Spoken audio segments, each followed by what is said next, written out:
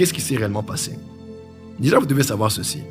Il y a une différence entre être un grand esprit et être charismatique. Être charismatique, c'est opérer dans les dons spirituels.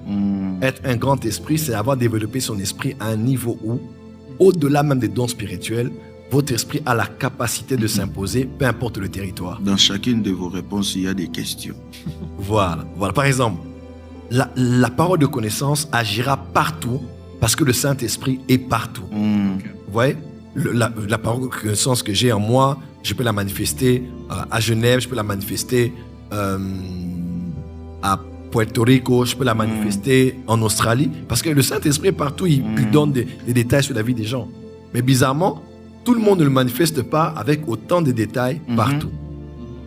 Pas parce que le Saint-Esprit est limité, mais parce que la région dans laquelle on est, vous connaissez le monde spirituel, a des esprits qui lui sont soumis. Vous voyez, a des esprits qui ont le contrôle de ces régions-là.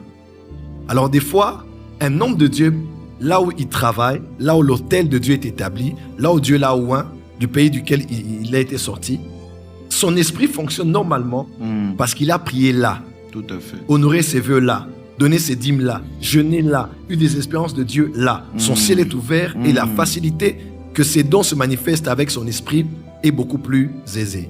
Maintenant, lorsqu'il sort, il a le Saint-Esprit, il a les dons spirituels, mais l'environnement n'est pas le même. Parce que dans l'autre environnement, il y a des principautés, il y a des atmosphères, vous voyez un peu, il y a des blocages de le monde spirituel qui font en sorte